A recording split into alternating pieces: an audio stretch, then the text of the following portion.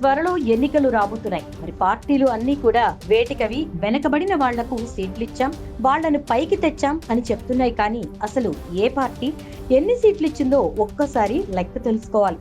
OC list ప్రకారం ఏ party ఏ కులానికి ఎన్ని సీట్లు ఇచ్చాయి చూద్దాం. ఓసీ బ్రాహ్మణ్స్ కి వైసీపీ ఒకరికి, కూటమి ఒకరికి అవకాశం ఇచ్చింది. క్షత్రియ వారికి వైసీపీ 5గురికి, కూటమి 8 మందికి. ఓసీ వెలమలు వైసీపీ ఒకరికి, కూటమి ఒకరికి. ఆర్య వైశ్య వైసీపీ 3గురికి, కూటమి 2కి.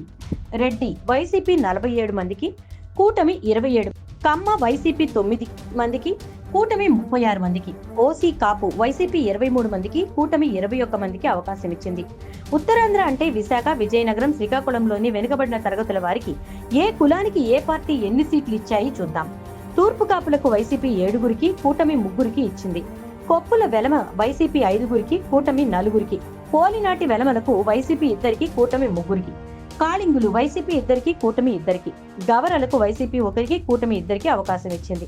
యాదవులకు వైసీపీ 4గురికి, కూటమి 6గురికి. కురుబలకు వైసీపీ 2కి, కూటమి 1కి. కల్లుగీత వారికి వైసీపీ 7గురికి, కూటమి 7గురికి. వాల్మీకులు వైసీపీ 2కి, కూటమి 4గురికి. పల్లెకారులకు వైసీపీ 3గురికి, కూటమి 3గురికి. పద్మశాలీలకు వైసీపీ 2కి, కూటమి 1కి. వక్కలిగా సామాజిక వర్గానికి వైసీపీ 1కి, కూటమి 1కి. కళావంతులు వైసీపీ 1కి, కూటమి 1కి. ముదిరాజ్ కి వైసీపీ 1కి, కూటమి ఎవరికి అవకాశం ఇవ్వలేదు. రజకులకు వైసీపీ ఎవరికి అవకాశం ఇవ్వలేదు, కూటమి 1కి అవకాశం ఇచ్చింది. బనియాస్ వైసీపీ 1కి, ఇక ముస్లిం మైనారిటీస్ కి వైసీపీ 7గురికి, కూటమి 3గురికి అవకాశం ఇచ్చింది. వారి వారి సామాజిక వర్గాల వారికి వైసీపీ, టీడీపీ అత్యంత ప్రాధాన్యత ఇచ్చుకున్నాయి. పేదలకు సీట్లు ఇచ్చామని పార్టీలు చెప్పుకుంటున్నాయి. కానీ ఎవరికీ కూడా 10 దాటి సీట్లు ఇవ్వలేదు. చంద్రబాబు కమ్మలకు 36 సీట్లు ఇచ్చుకుంటే రెడ్డి సామాజిక వర్గానికి జగన్ 47 మందికి ఇచ్చుకున్నారు.